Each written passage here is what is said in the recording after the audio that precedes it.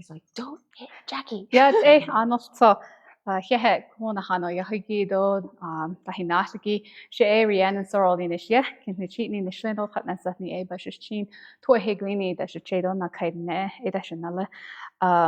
Hello everyone, welcome to our very first installment of the Kinyaa'áanii Library Special Collections series. I am very proud to open this session with a talk by Dr. Kinyaa'áanii. The Special Collections series is a public-facing symposium series highlighting the collections and resources here at the library, those that define the educational and self-deterministic legacy of the college. Tribal history, language, and culture often end up in repositories outside of the communities from which they came. Many researchers and scholars look to these large institutions such as state archives, university special collections, and for this knowledge. This series brings scholars, leaders, educators, and instructors here at Dine College who help build the knowledge and the collections that document this history of self-determination in American Indian higher education.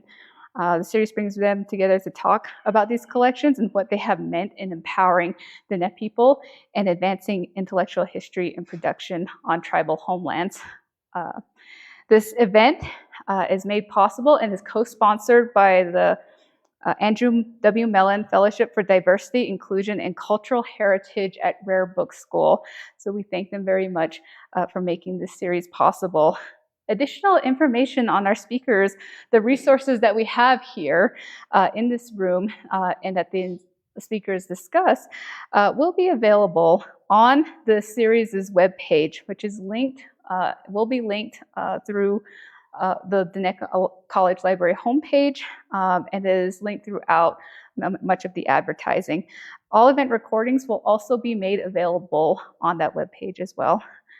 I am pleased to start this event on Diné Navajo Food Research and Scholarship at Dine College Libraries.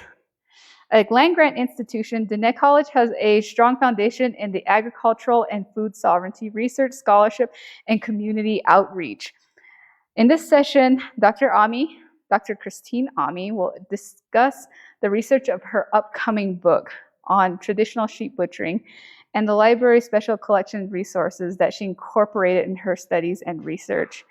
Dr. Kinyaa'áanii is an associate professor at Dine College and a recent National Endowment for the Humanities Fellow.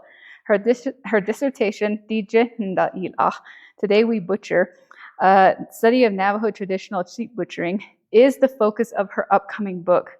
Dr. Kinyaa'áanii is a frequent collaborator with the library. Her partnership has led to several programming and educational outreach activities and initiatives, such as workshops with the Navajo Cultural Arts Program, the Indigenous documentary screenings with the Native American Studies minor, as well as a lecture series called When We Read What They Wrote, Dissertations on Indigenous Peoples Analyzed by Indigenous Peoples. Dr. Kinyaa'áanii documents her fellowship journey as well as her academic work, curriculum development, and entrepreneurship through her website. I am very pleased to have Dr. Kinyaa'áanii personally open this talk. It was thanks to her that we were able to make more efficient use of this beautiful space here in the R.C. Gorman Room. Her work has definitely led to and embodied and encapsulated the spirit of which the reason which this room was here was the intergenerational transfer of knowledge. And I still remember when Dr. Kinyaa'áanii was doing her dissertation and was working here in the library writing. So it's very special to me to have her open this series. Her dissertation and many of the items that she references and that are referenced are available here on that table there. Her dissertation is available. We have circulating and non-circulating copies that will always be available. And without further ado, Dr. Kinyaa'áanii.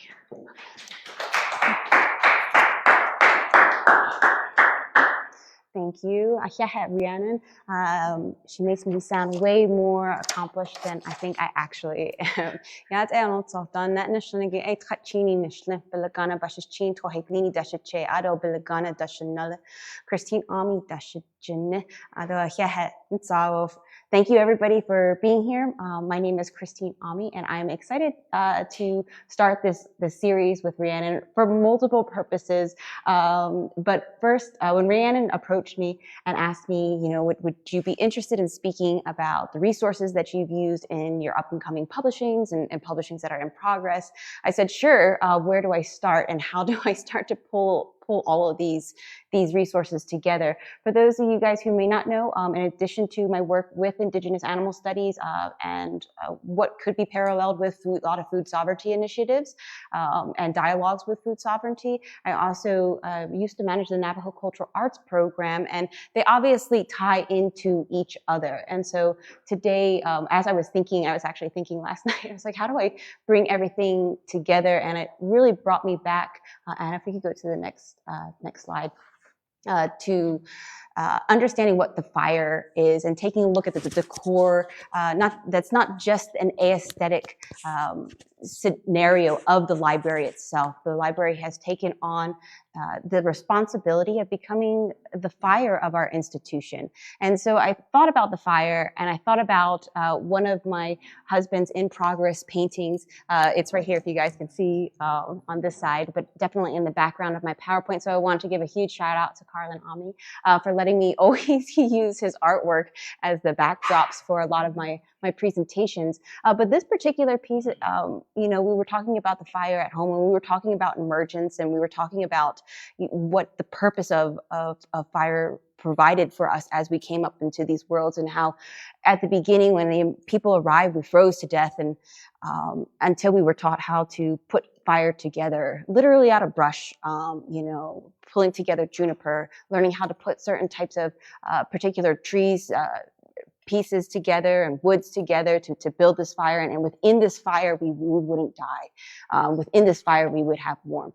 And so I thought about that, and I thought about that in relations to my anthropology studies and the, how when from an anthropological lens, fire becomes a really big housing of what's considered civilized and not civilized, and being able to cook meat and the distinguishment between raw meat and cooked meat and the degrees in between there. And, it brought me back to understanding, all right, well, the library as our home, the library as our fire, understanding what our first home is, and understanding that it's significant to know how to build fires, all different types of fires, because fires come in all shapes and forms, and what to bring to the fire and what not to bring to the fire. And these obviously come from ceremonial teachings of, what should be brought in and introduced to the fire, what could freeze the fire, everything from taking a look at piñons and talking about ice and those components and having responsibilities with that. And that's essentially what the library takes on, is this idea that there's a tremendous responsibility for all of this knowledge that's housed here. And it's not to say that there's no knowledge outside of here. It's to say that we have all of these different tools, all of these different sources of knowledge. So the more that we can build up our toolkit and understand the responsibilities that we're taking on, obligations even, to what kind of sources we utilize, how we analyze them, the lens that we look at them, how we put them into dialogue with lived contemporary Indigenous experiences, and more importantly, how do our lived experiences dialogue with these writings? And oftentimes they don't.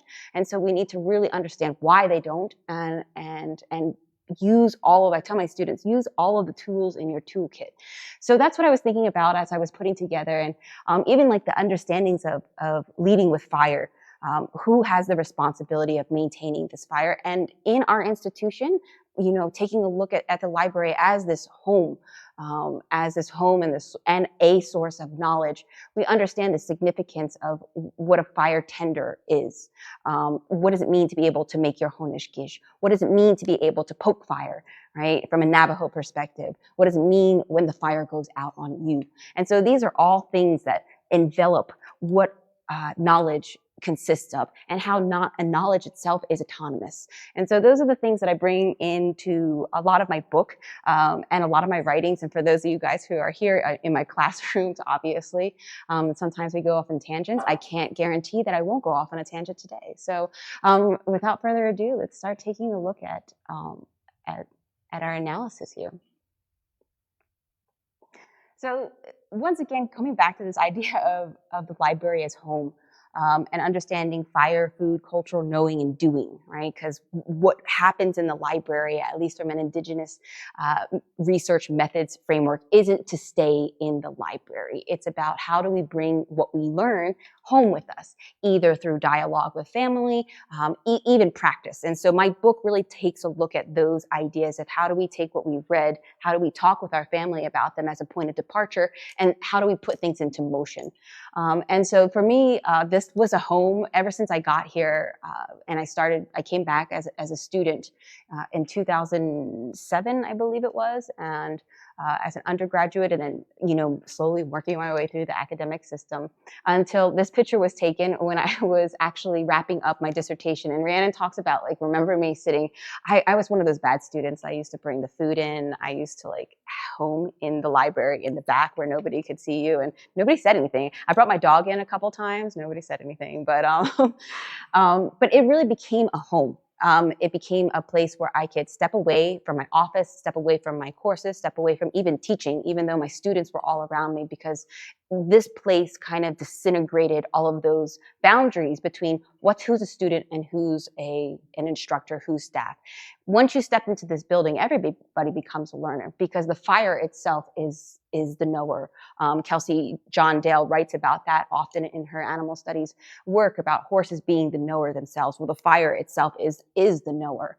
And so that's kind of how I understood this space, was everybody was a learner in here. And so what you could take out of this was the best. And so this is me finishing up literally the last pages of my edits for my dissertation back in 2016.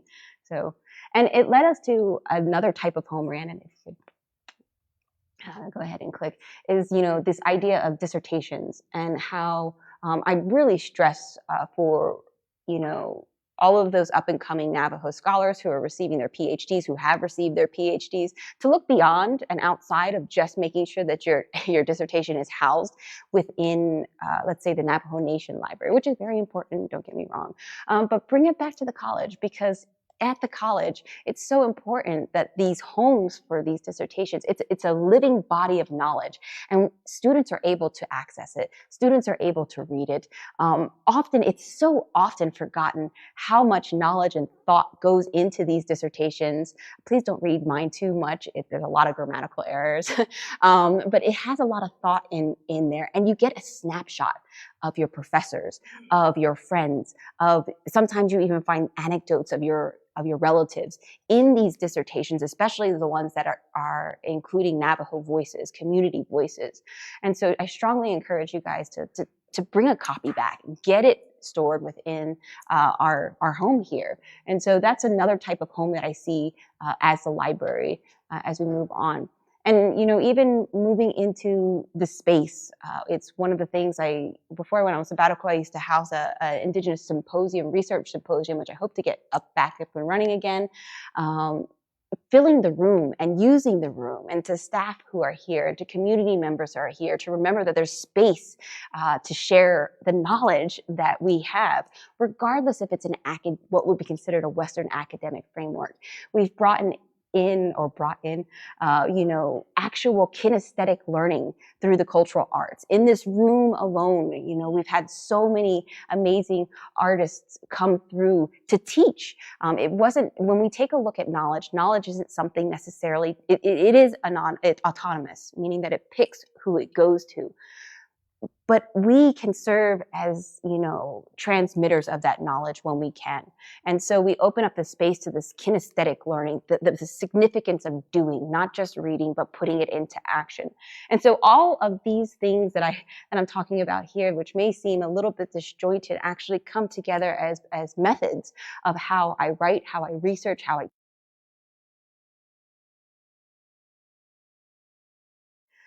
my project at hand and the resources that are available to us that aren't necessarily explored. Rihanna, we can go to the next slide. There's a lot of unique resources. Some of them are in the bookshelves here.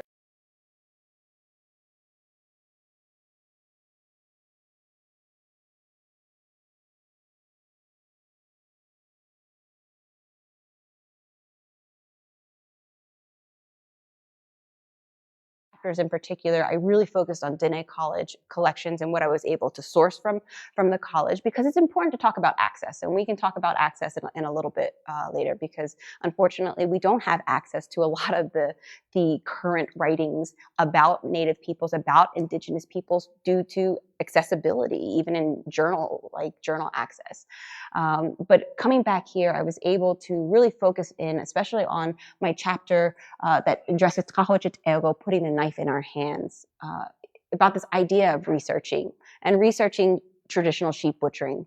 And research for me entails a relational study of how one senses the world and who lives in it as a mode to reconnect their identities and their cosmos. And this is really important it's a rebelonging process for a lot of scholars. A lot of scholars who no longer live within the boundaries of our mountains. A lot of scholars who no longer live within the Navajo Nation. We often see, before we used to blame the non-Indigenous scholars for coming in and taking our knowledge and leaving. But we see that happening now with our own people and our own Native scholars. And so what this library starts to put together as this fire is almost a point of departure, not an end point, right? Not a middle point, but a point of departure where they can return to this space, the sources that are in here, the unique sources that I'll talk about in just one second, and then start to dialogue their lived experiences with it, not just within their own home, but within the community members. And as they start to build up this relationship process, what we start seeing is a rebelonging process. We start to dissolve these divides between reservation scholars and non-reservation scholars. And so I was really looking at this through butchering, because I myself hadn't lived on the reservation, and at the time of my dissertation completion for quite some time. And I was going through this process of reintegrating. And reintegrating as a researcher is quite different than just coming home, because all of a sudden you're associated with the researchers, right? For you guys who take my Indigenous Research Methods class, we talk about Linda T. Smith and the fact that any research, right? Research has a bad taste in any Indigenous language. And so you no longer are Shias, you no longer are, are Che. You start to be like, oh, well, that's the researcher, right? Even as Navajo people, we start to label ourselves now as the researcher, and people treat you a little bit differently. And because it takes time, it takes a pathway of trust that you have to build, not just with the community, but with the knowledge itself. And so those are the things that I was looking at as I was studying the sheep butchering process. Is how does this lead to a coming home process, a rebelonging process, and what I eventually built up into a remembering, putting myself back together as a Tsaile woman. And so I looked at that through the lens of Dííjí and its relation to the butchering process. And I remember that practice of remembering both Western and traditional research in manners that promotes Diné self-reliance.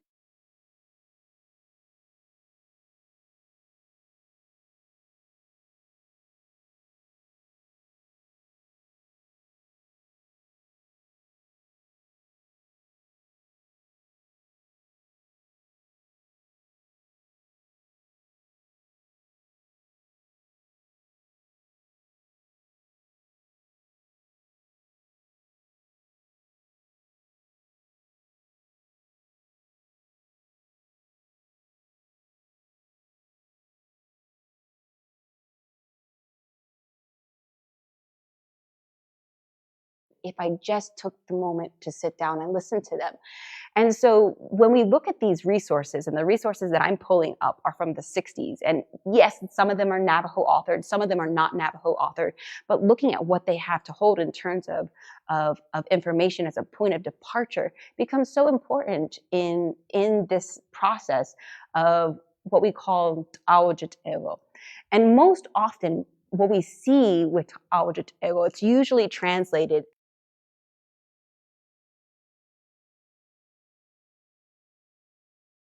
like being able to talk to a librarian and be like, okay, well, I'm looking for this. Can you help me? There are these knowledge holders of how to access knowledge. And so creating that relationship with our librarians, creating that relationship with the individuals who work here, they have these untapped sources of how to help you. And when we think about Ta'awajatego, usually it's about how much you as the individual are stepping up. But there's an other end of Ta'awajatego that people don't talk about, and that's somebody who's reaching out to you. And so eventually, think about the butchering process. You start off as the gopher, right? You meaning that like, go get the water, go get the knife, go do this, go do that. And eventually somebody hands you a leg, hold it tighter. Right? Then somebody's going to tell you to hold the fat because you're not so great at holding the leg. And then somebody's going to eventually hand you the knife.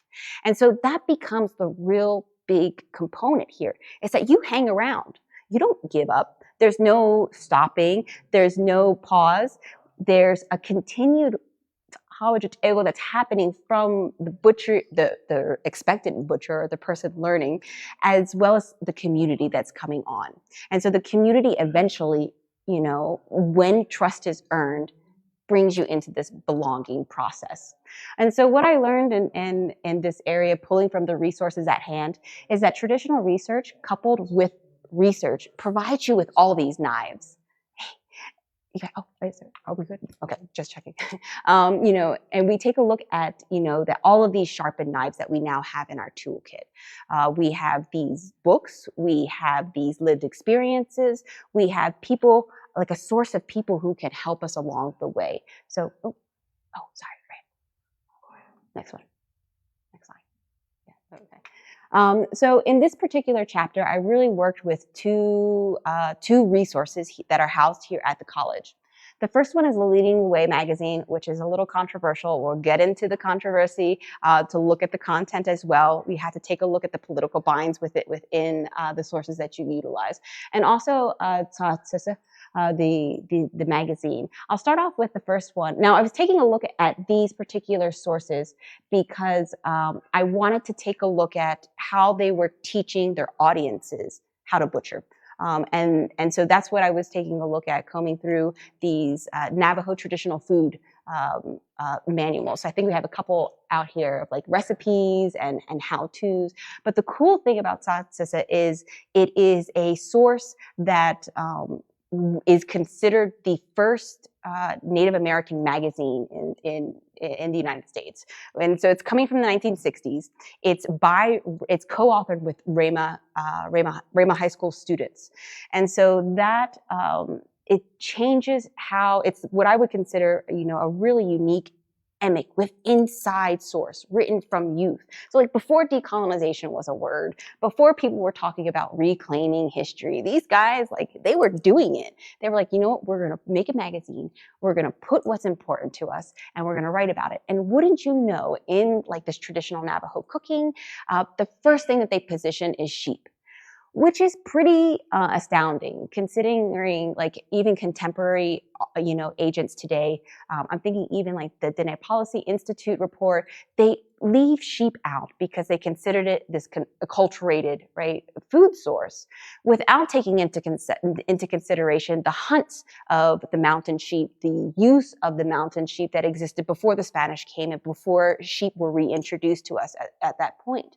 And so this particular magazine, placing sheep at the forefront of their magazine, really teaches us, okay, well, this is what these kids are envisioning as their access to food. And so for me, that was a really significant arena to look at and to start saying, okay, well, what are the recipes that they're presenting?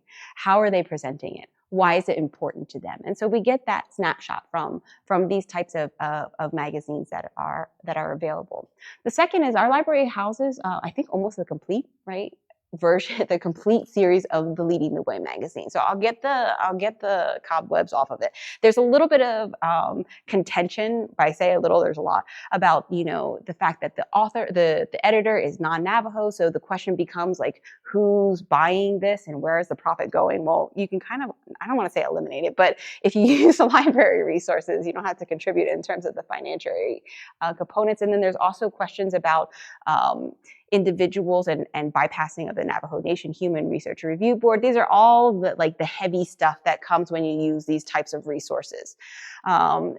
Within the content of Leading the Way magazine, there still remains access to cultural knowledge that helps to scaffold our, you know, and I say students, but really learners in general, to what sheep signifies to Navajo people. Because wouldn't you know it, right? Everybody, not everybody, but we have these young Navajo scholars that are going into the scene and just saying, you know, well, sheep are acquired, but were acquired by the Navajo. The Spanish brought the sheep, and that was the end of the story, right? But there's so much more to that story. Where are those snapshots? And so Leading the Way does present those snapshots through community interviews that they take advantage of. Now, I really appreciated this one because I was looking at the linguistic introduction to butchering and taking a look at sheep parts and the names of sheep parts from Navajo perspectives and Navajo names, because naming is extremely important by understanding, you know, the holistic, undertaking of how sheep were built by the Holy People and how they impact us when we consume them, not just gestationally, but also, you know, holistically. And so those are the things that we see. And we see like examples like word lists here that have been put out. We see like workshops, so they follow workshops. It's really before Miss Navajo was hosting workshops on butchering, before, you know, these other arenas were doing it. It's really popular now to see these butchering workshops take place. Like these guys it was already happening in the community, just nobody was documenting it. And so we see that happening in the Leading the Way that was taking advantage of how we present this to a larger audience. And so both of these are written with Navajo audience in mind. So despite the fact that one of the editors is of Leading the Way magazine is not Navajo, the intended audience is Navajo. So then the question becomes, when we use these sources, well, just because the editor is non-Navajo, does that mean we disregard everything that's in that collection?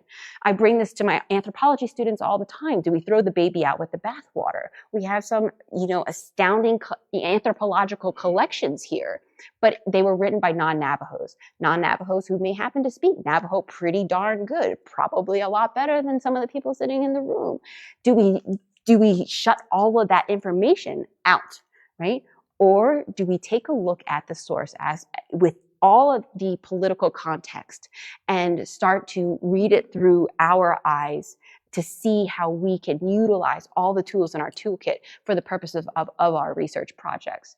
And so those are the kinds of questions that I battle with in this particular chapter, because ultimately what I'm looking at is a scaffolding, right? How do we introduce people? Because sometimes people, you know, even our own people, we're uncomfortable asking cultural questions.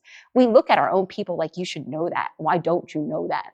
We kind of are almost scolded about those kinds of those things. And so to have a little bit of a scaffolding, and I look at that, the same thing here at the college itself, you know, taking Navajo, you know, beginning Navajo, intermediate Navajo classes in terms of linguistic and language accessibility, there are tremendous stepping stones. We're not going to beat down our students because they don't know or don't pronounce well. We're going to use these classes as scaffolding in order to reintegrate back into that linguistic component of the community.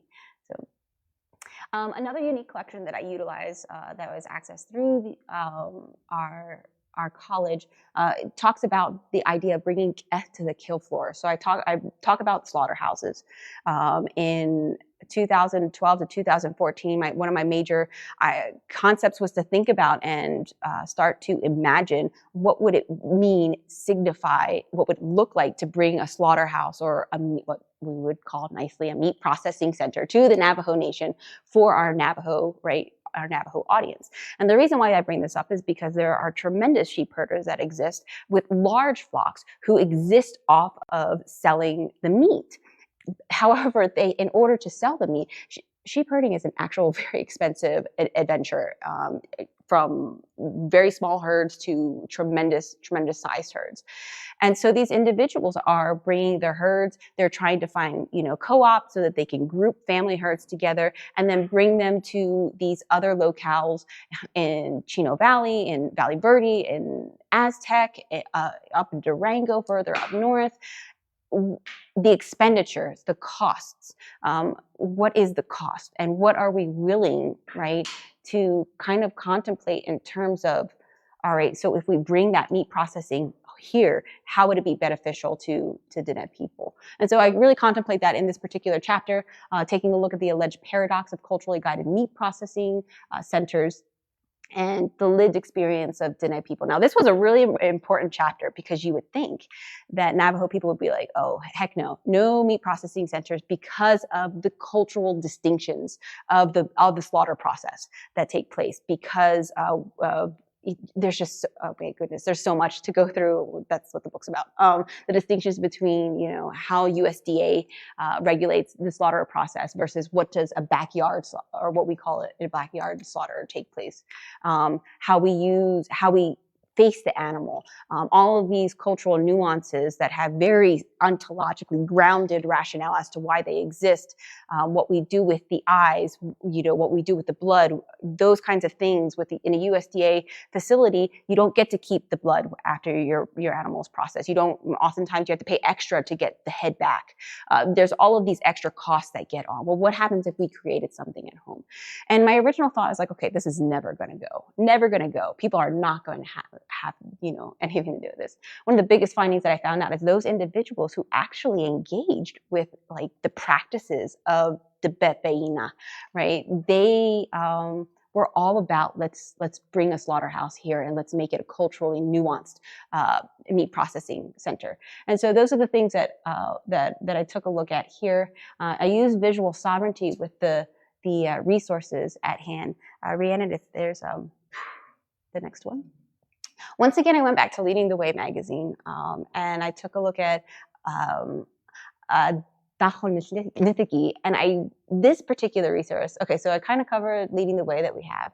This resource we can access online through the Arizona Mapping Memory Project, the Arizona Memory Project. And so this particular, so this is where a lot of the paradox comes in when we start looking at our resources. You take a look at this, and it's an individual, Roy Walters, who has been sent to boarding school. And one of the boarding schools that we talk about when we talk about transitions into academia is we take a look at he's being sent to learn how to butcher, according to USDA. So despite the fact that he has experienced, butchering at home, he has to learn the separate way of butchering that's taking place at the vocational schools. This particular source is unique because it predates the Navajo times. It's obviously in the Navajo language. And so we think it's been written as the jewel of the Navajo language, I believe is the quote of it. However, it's a tremendous assimilationist tool.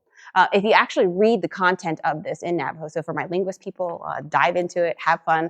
The picture itself looks like, okay, everything is going hunky-dory. Like this is great. And across the board, if you look across the series, they show smiling Navajo students, smiling, Native students experience, and people getting their haircuts. Everybody is, having just this wonderful experience because these magazines were sent home, and you could access them at trading posts.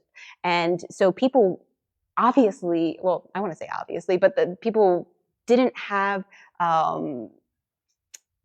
access, like telephone-wise, to communicate. So this is how they were getting their news about what was going on at these particular schools.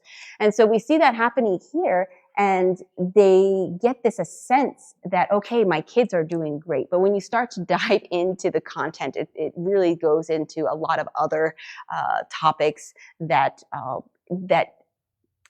aren't accessible to the public, especially those who don't read Navajo. And so, but it was meant to send home to kind of like ease everybody in terms of what was going on.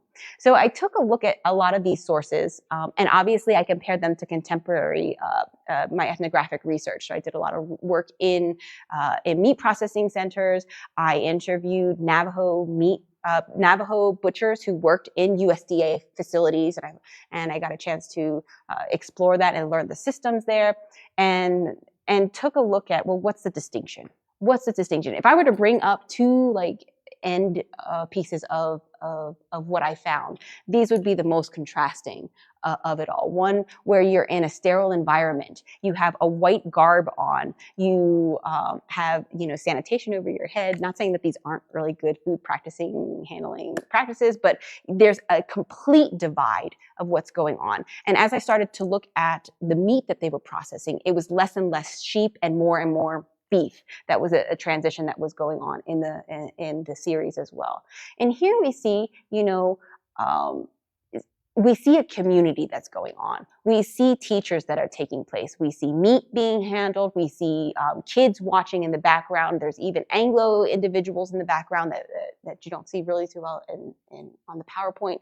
But we have this sense of community that's going on that creates this giant contrast between what's being taught at the very beginnings of vocational training for USDA, what would later become, right, the regulations, and what maintains this communal practice often, right? You can butcher by yourself. I can't, but a lot of people can.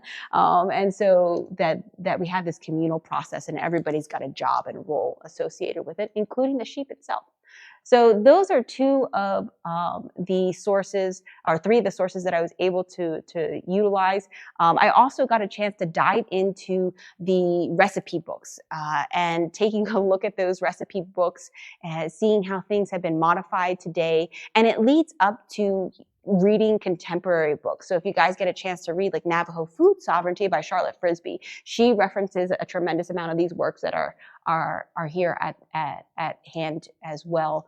It's great to go back. It's good to read those books, but going back to the original sources, what we would call these primary sources, and actually seeing the drawings firsthand, understanding the editorial process. For example, the Rama high school students were going through putting together this magazine. Those are the things that I strongly stress to my students, is work with those primary resources that aren't necessarily utilized because we would rather just read, right, what the academics have to say, what the scholars have to say. Put those away. Go back to those pamphlets. Go back to those magazine pamphlets and book pamphlets that were produced, especially during the 70s, 80s, and 80s. There was just all of these different types of pamphlets that were coming out, not just from, you know, community, but also from the government. It's good to see those shifts, especially when we talk about food sovereignty in policy, and how policy is literally structuring us into a different food source. And so those are the things that I had a chance to really dive into during this process and working in the library, and actually getting to hold a lot of these pamphlets that if you try to access on Amazon are almost impossible to get a hold of. So I really wanted to thank Dr. Herman Peterson and Ms. Rhiannon Sorrell for finding them and creating a house for them so that at least we have access to those types of primary resources here at the college. Now, those are older resources that I was able to work with in my publishings. I'm going to talk about right now a project that Rhiannon and the library services are working on now, which is, you know, taking a look at home and a home for archives, a home for digital resources, which is really important because we have right now, we're in this boom where everybody's putting stuff on the internet. This is going to be saved and archived someplace. What do we do with all of these community initiatives that are being created? And so as of late, I have been returning back. I left the Navajo Cultural Arts Program in 2001 and have been anxiously awaiting a permanent housing or as permanent as we can get in the digital realm of archives of cultural teachings, of cultural practices, of language practices. And so we have that coming here at the college, and I've been able to utilize them now in publishing opportunities and publishing not just necessarily for outside resources. I don't have to worry about tenure here, guys, so I don't have to publish or perish kind of thing. It's more along the lines of how do I put these stories together, because that's how I understand the libraries. The library itself is a storage, a guardianship of stories. And so those are the things that we were able to create and then house here. One of my latest publishings that's coming out is really taking a look at unique collections. And these ones are cool because very much akin to like the RAMA high school students who were able to put together these really cool magazines. These were put together by Dine College and Dine community members. So they're created for and created by and created for Dine people. And so that becomes very important to see how we analyze things and how we work with them. And in Withibe, Dine Cultural Arts versus Pandemics, it gives a overview snapshot of kind of a grant manager debriefing process that I had to go through, walking away from a major grant like that had multiple community initiatives and in an academic arena that was really pushing to forge space for cultural arts as, a primary vein of who we are as Dine academics. And so it was really taking a look at these ideas of dust of COVID reflections and putting together a narrative that it attempted to encapsulate the Tsaile exhibit. So if you guys go to the NHC, you can go onto the third floor and walk the floor. And if you walk the floor, there is Dine College community photographs that were taken by Matthew Bollinger. So thank you, Matthew, for getting those pieces out. And so you see photographs of student work and staff work, and now some of them are even faculty on the walls, but the stories that are behind these images, because when you walk around the room, all you see are these photographs, and they're beautiful, don't get me wrong. They are done on like very fancy paper, they have beautiful pristine glass in front of them, but if you sit there and you listen to them, you start to get these stories of not just student experiences, not just surviving but thriving through COVID-19, but also understanding that we have gone through multiple pandemics and we're still in pandemics if we want to look at institutions under the guise of a pandemic, right? Looking at Western institutions, academic institutions. So it was really important for me to start to put stories behind those images so that people could access that, so that the students themselves could access that, so that people could remember, not because of the death that was associated with it, but the death as a reminder of moving forward. And so when we take a look at that, I really went back to work that's now being stored here on campus of what Withibe means. And so we did a conversation series with 29 artists over the course of a year, talking about, Dine cultural arts, talking about the divide between the cultural arts and the fine arts, and trying to see if there was a way to remedy this or dissolve it. And so those videos are now housed here on campus. And so I'm really happy that there's going to be a permanent house for that. But that is something that, like I said, is available now through our library services that wasn't available before. And the intended audience is for our own Dine College students. So I really hope that people take advantage of those sources that are at hand. In that particular series, I really focus on the blogs. So the blogs I'm excited to see come up. And actually, one of the blogs that is written, it actually starts off with leading the way. I edited this blog series, so I was happy to return back to it, and that that means that you get a snapshot of actual student voices, staff voices, guest bloggers that come on to. So we have over 100 entries. Sorry, Rhiannon, about that. But we have over 100 entries of student, staff, community member voices, Diné voices on topics of about the cultural arts. And so that was something that I really appreciated coming back to. Like I said, that the title of the series really came from one of our holistic well-being smaller series within the blog series about leading with fire, and what does it mean to lead with fire from a holistic perspective through the cultural arts. Because when we take a look at the cultural arts, my husband Carlin, he always talks about this like breaking down. We're consistently just destroying natural elements in the cultural arts, and we never think about it from that, because we think about, oh, well, I'm creating something beautiful. But when we look at it, we have to harness fire. We have to work with fire. And sometimes fire doesn't want to work with us.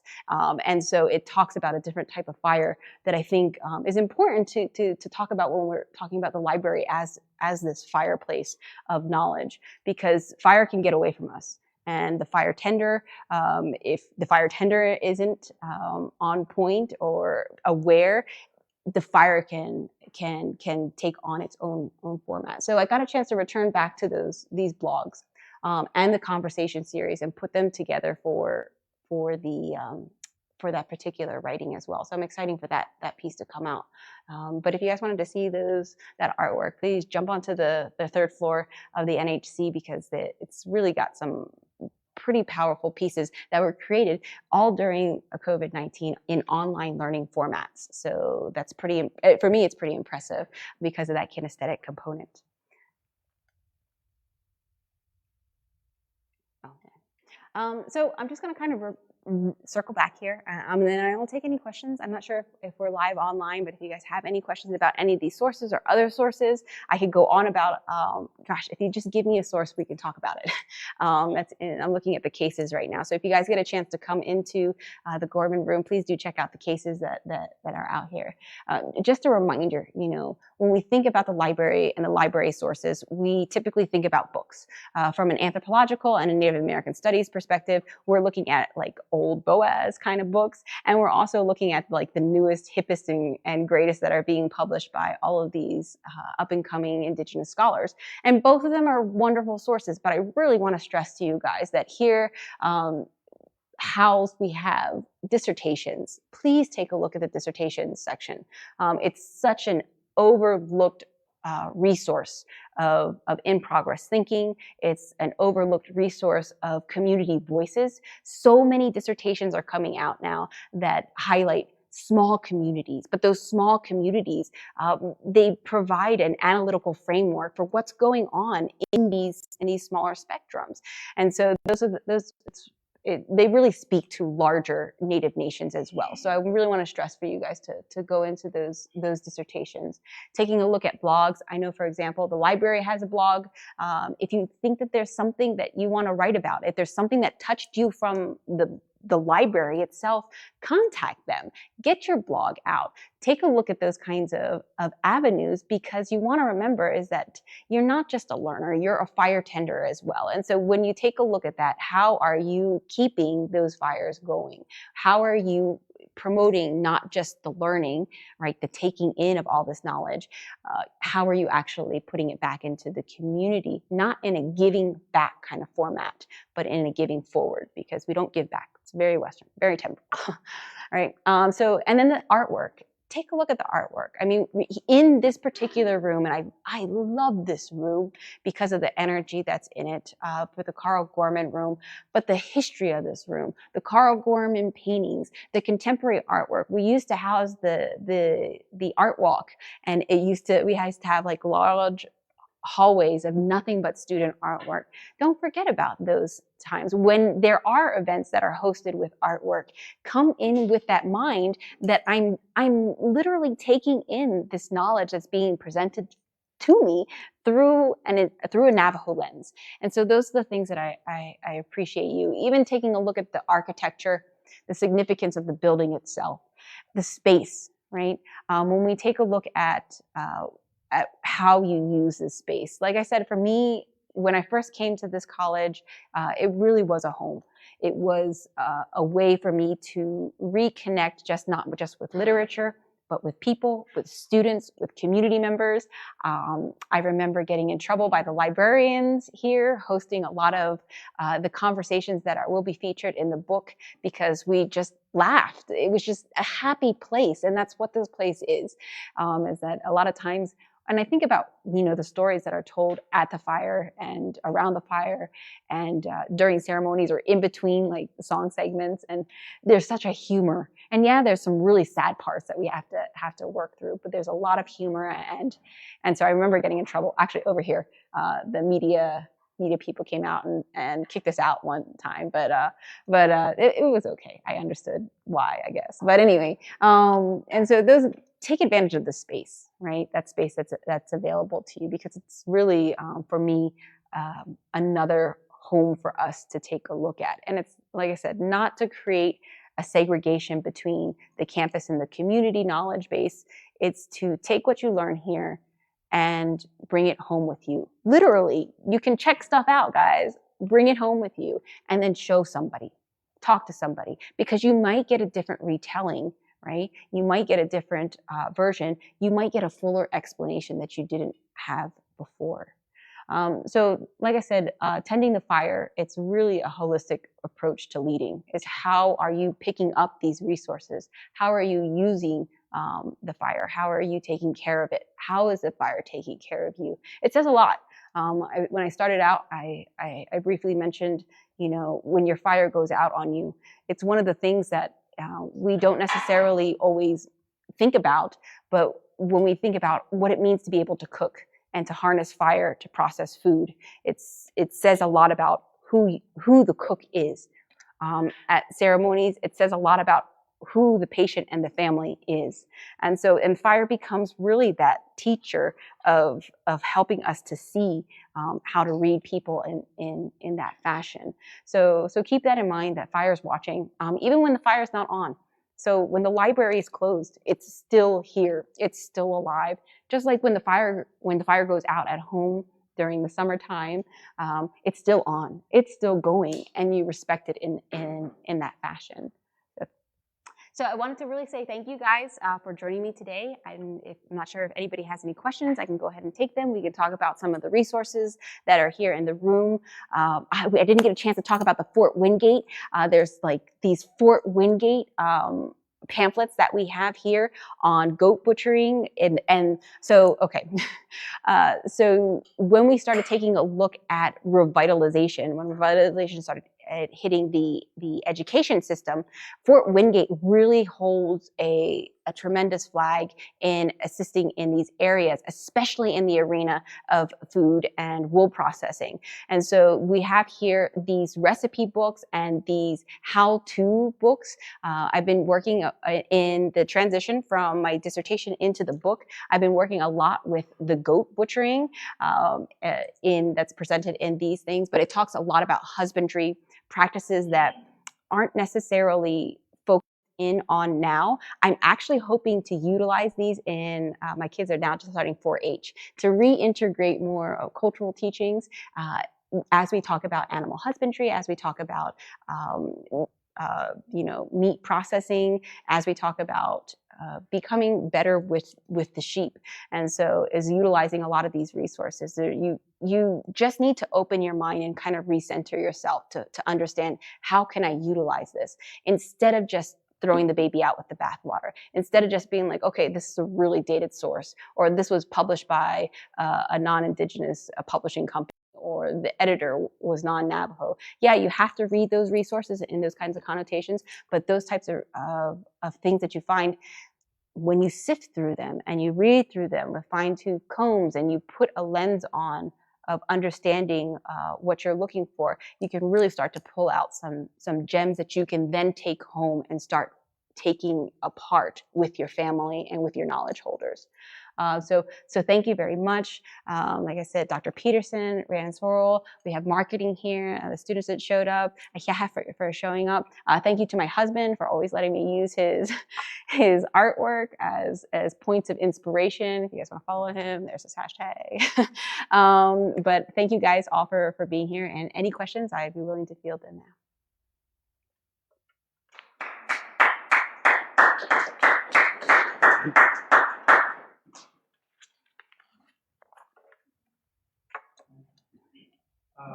First of all, thank you for the great talk. I'm really looking forward to your book coming out.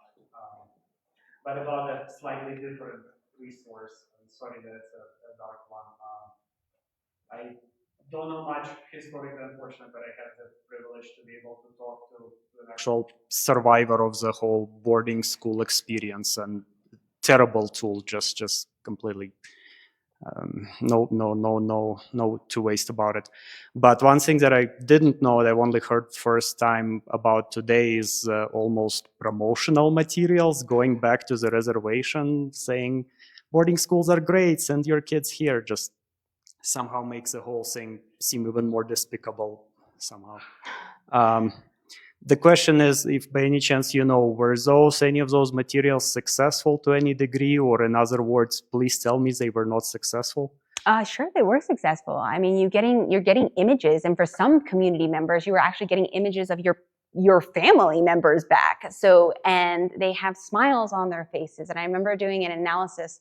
I was studying under Halea and Tina from over at UC Davis, and we were looking at visual sovereignty. And this is why it's really important, guys, that you just don't when people say, okay, I'm just going to look at the picture books. No, really look at the picture books, understand and analyze the images that are being inserted into these publications, because you start to read these ulterior agendas that are at place. Because how many people did you know, right, during this is pre-Navajo times period, read Navajo, wrote Navajo? Who was doing that? And so who was this really for? And so the publishers and the writers were non-Navajo. And so those are the things that were like, all right, so we're waving this like dying language out, and now we're going to put it in written format, and look how cool it is, but how are we going to get buy-in? And so that's one of the things that we saw, was utilizing imagery like that. But that's nothing new, right? That's something that has, once we were able to harness how to get mass productions of anything out, we start seeing that in terms of propaganda devices. So yeah, I hope that kind of helps. And like I said, in boarding schools in general, and the same thing with what was going on here and in these vocational schools. And I stress that when I start to transition, okay, so we're looking at this particular snapshot of what's going on during the peak of the boarding school era. And now I'm taking a look at, for example, boarding schools on the reservation, and taking a look at, for example, 4-H clubs is the last chapter dives into 4-H, because I'm launching off into like sending my boys to go to 4-H programs and what we can learn from them. That has historical roots that are not indigenous, that we're teaching USDA practices, that we're showing them how to show sheep from a Western perspective instead of, instead of from a Navajo perspective. There are skills that we're taught.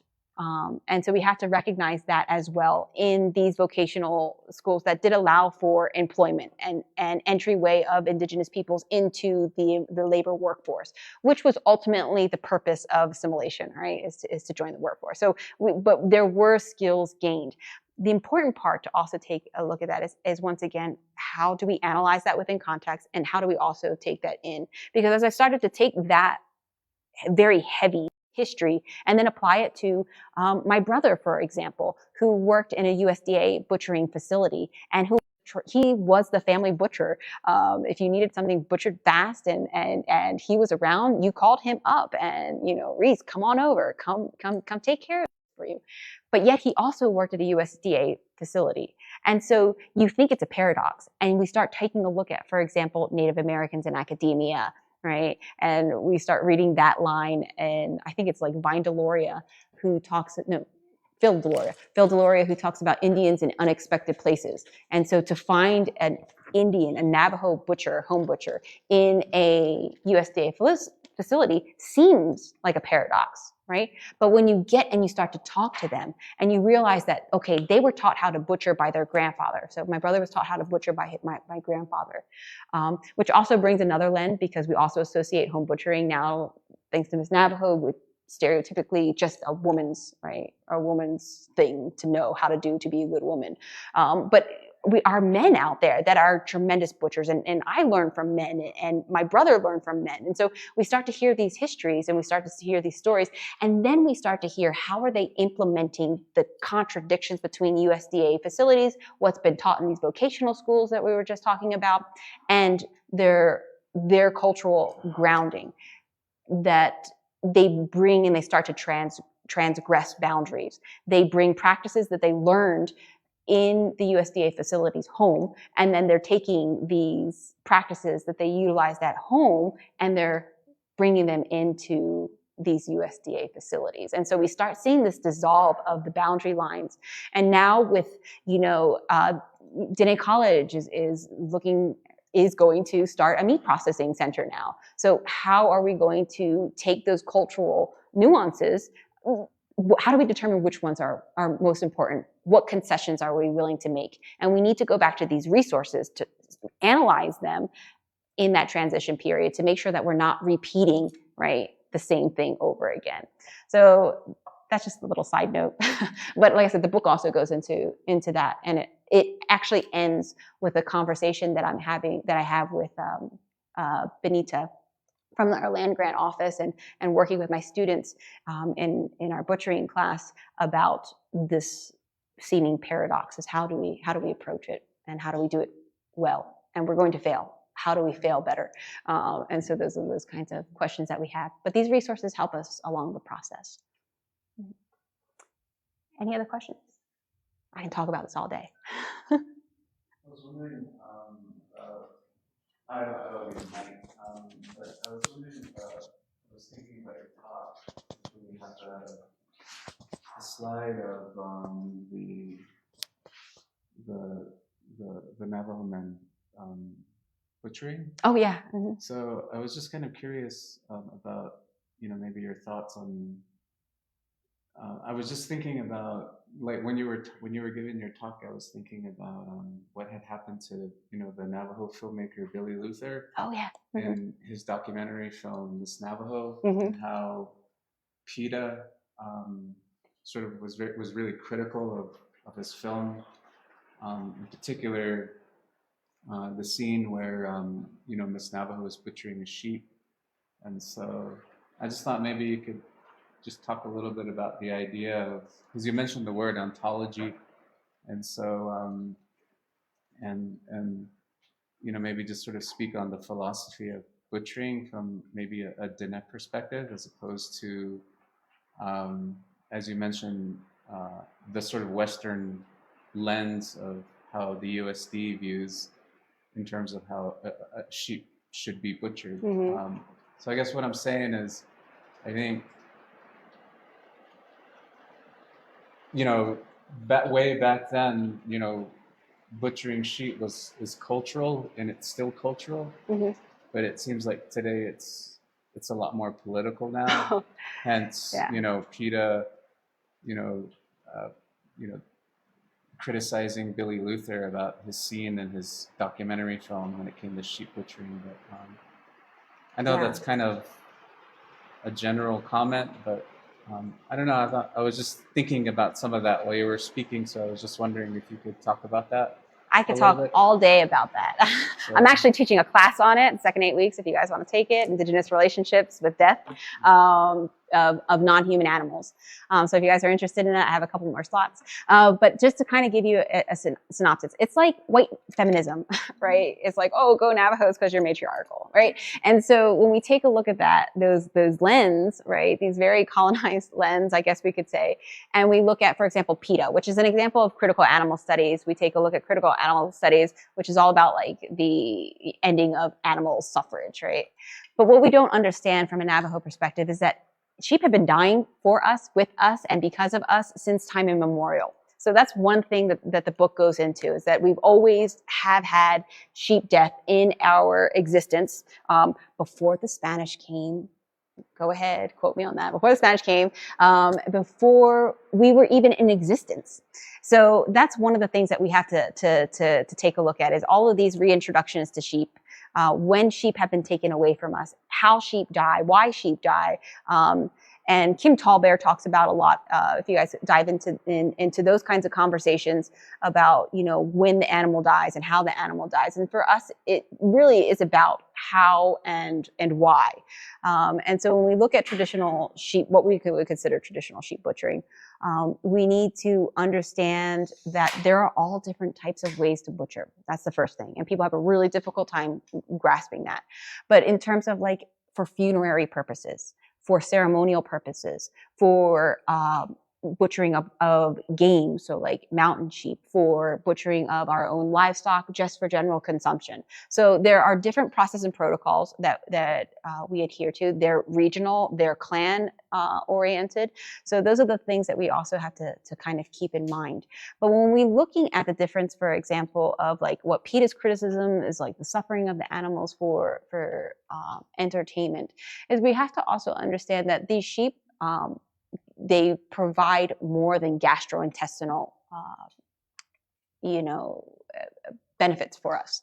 Their dismemberment, in their dismemberment, we are literally taking apart what has been put together by the holy people.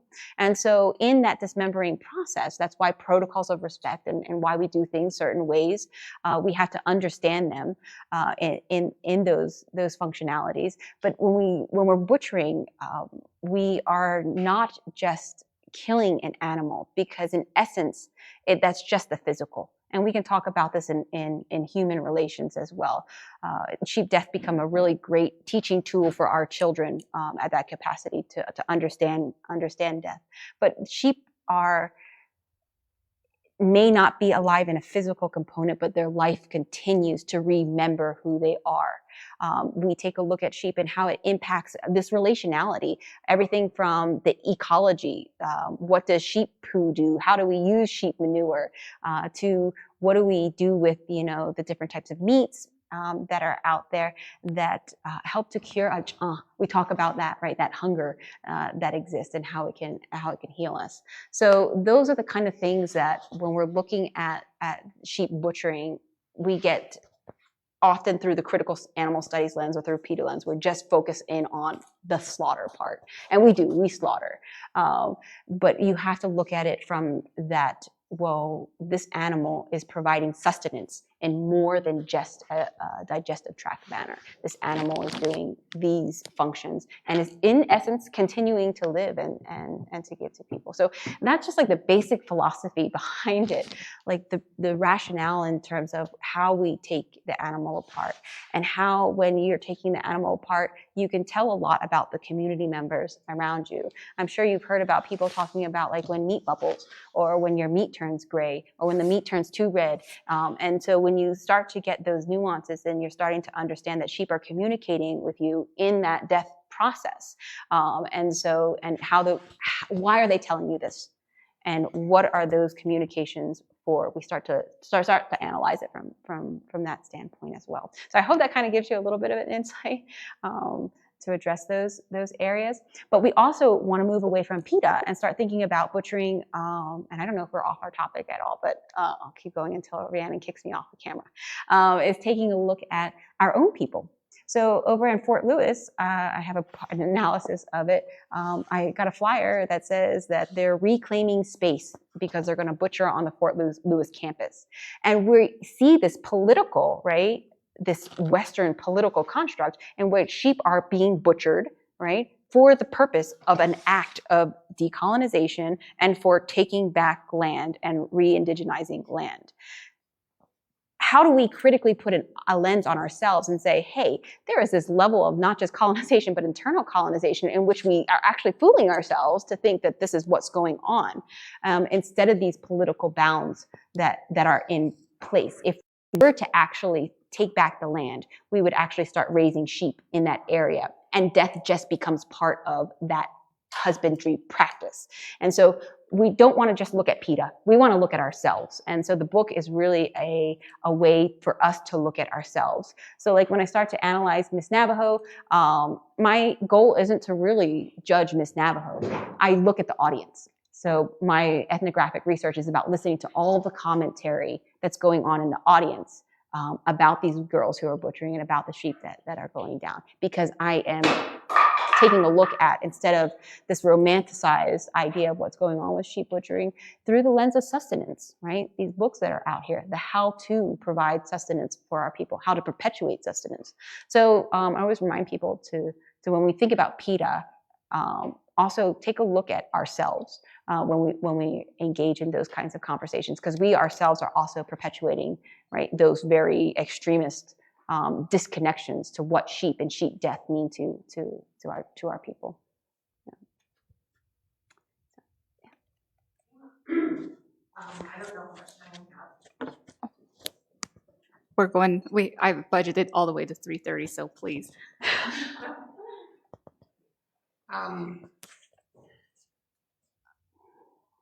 The question, or well, it is a question. I wanted to know what you thought about, like you mentioned, nuance, and also looking at, we don't really want to put gender roles on the table, because it is a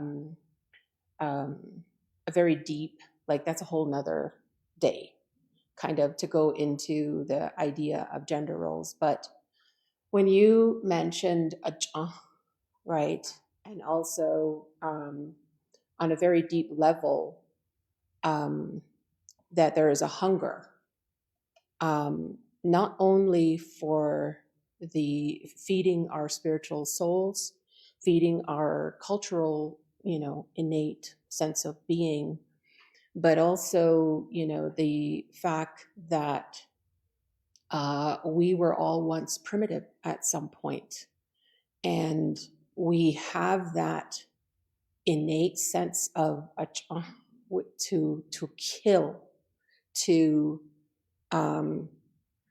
bleed something.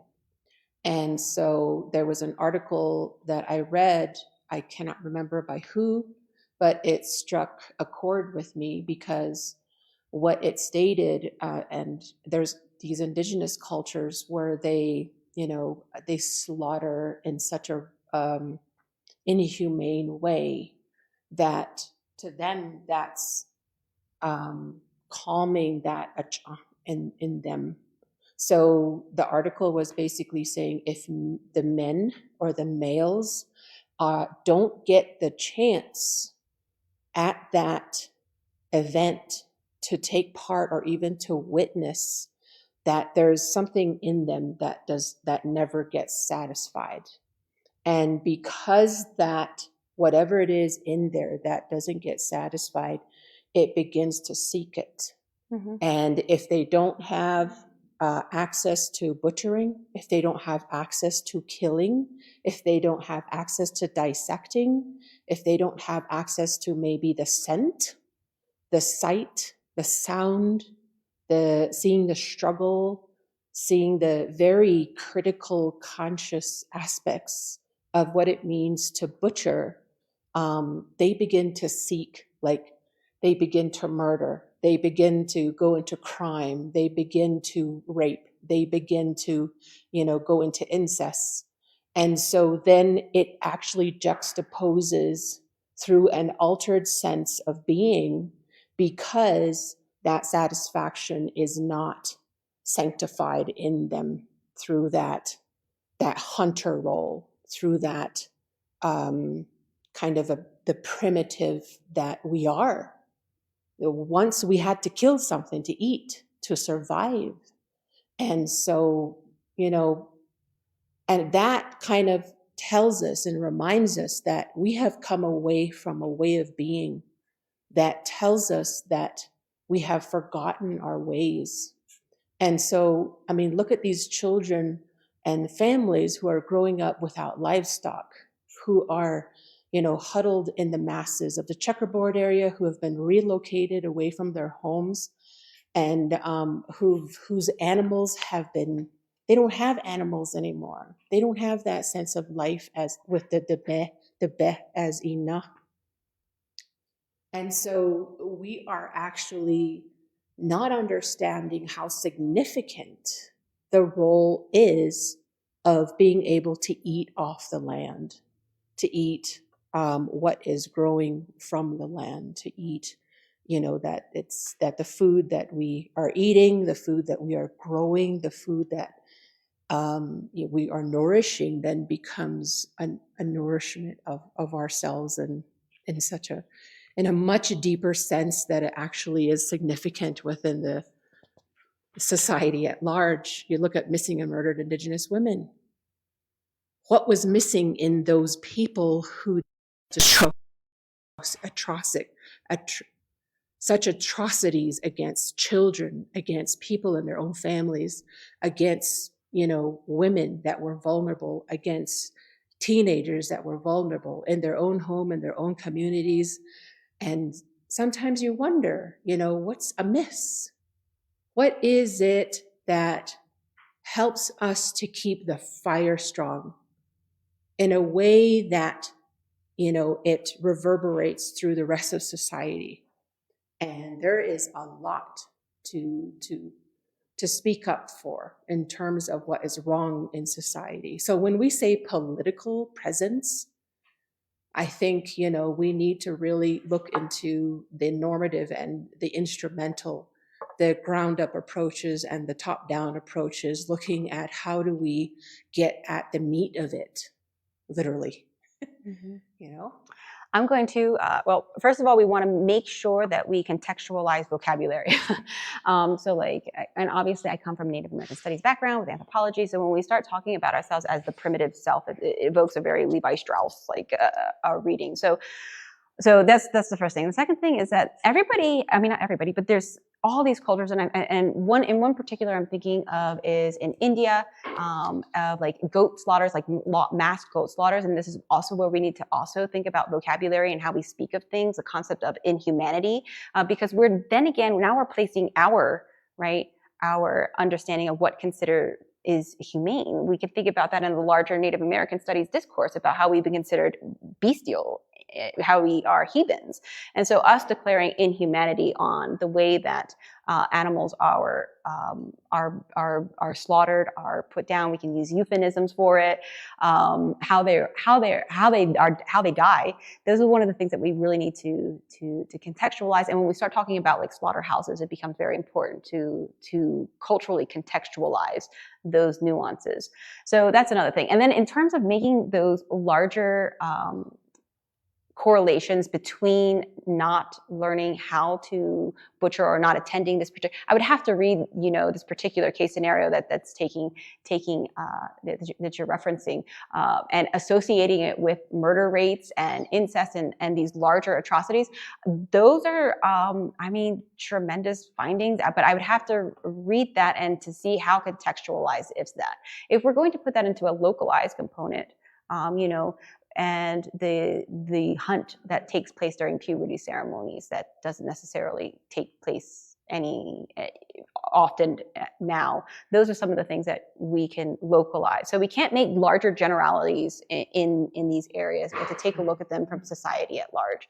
So those are the big things that I really want to stress, is that when we take a look at slaughter, because then we start diving into these very liberal understandings of what it means to slaughter, and critical animal studies of, okay, all animal suffering needs to end. And what does animal suffering mean? What does animal suffering look like? And so contextualizing that within a Diné perspective, we utilize case studies and case scenarios and family histories. I can tell you about times when I've not butchered in the cleanest, what we would consider the cleanest fashions, and the influences it had directly on me and how I became ill because of those arenas. And that's also to put out there that not everybody participates in the butchering process for certain reasons. They could be ceremonial reasons, they could be reasons that can be fixed, others that can't.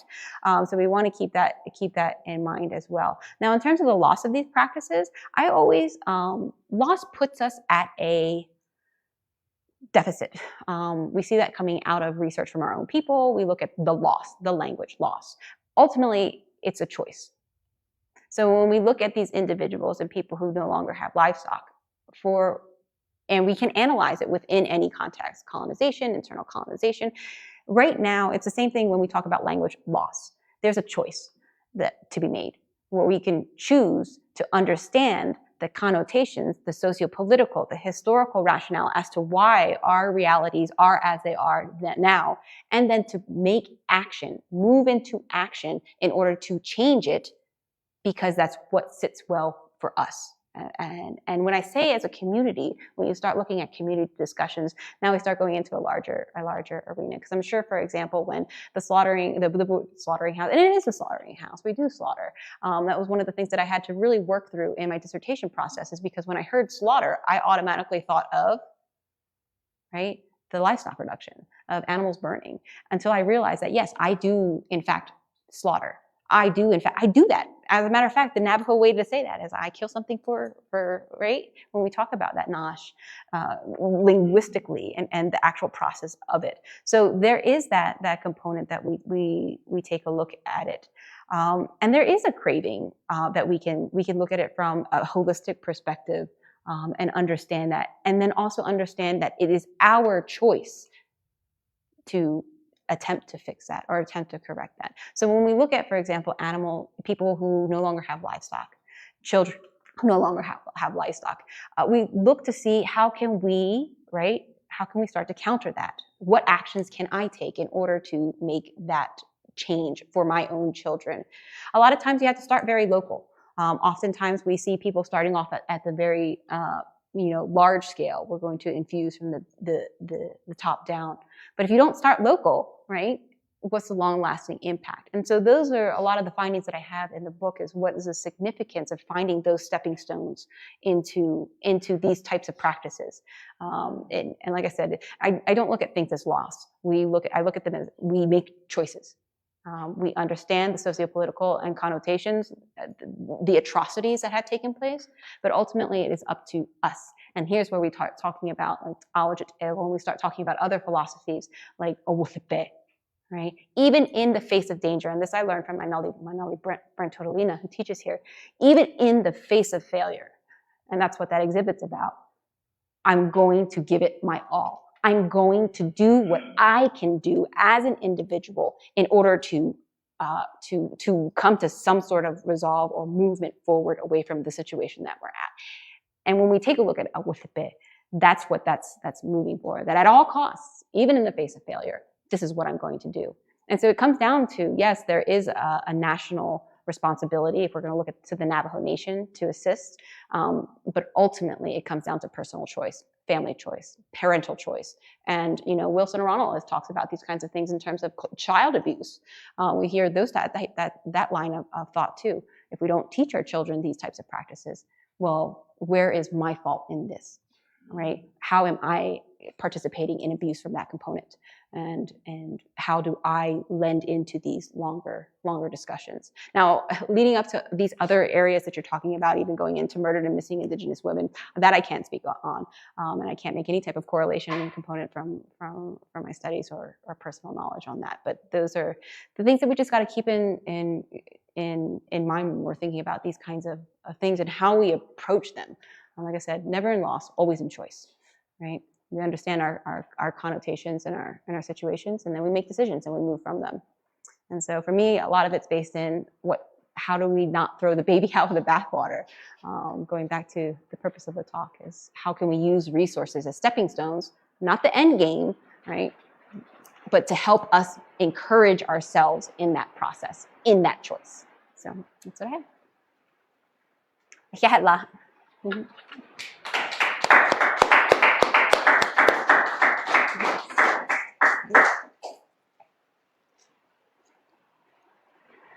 Thank you, Dr. Aanii. Just wanted to give you this as a token of appreciation from the library. Our resources listed there. So really appreciate it. Thank you again for coming to this first session of the Dine College speaking special Kinyaa'áanii Library Special Collection Series. We, as mentioned earlier, we have a few of the resources that we mentioned out for perusal there. You're free to pick them up. You're free to touch them. You can look through them. The stuff that cannot touch are behind the glass because they're old and fragile, but stuff you can interact with are there. We highly encourage you to come in and take a look at those resources. They will be here through the duration of the month. And we hope to see you next week. We're going to be having another talk by our own Dr. Lerma at the Dine Policy Institute, and our own college president, Dr. Charles Monty Russell, will be speaking about the history and legacy of the Navajo Community College Press.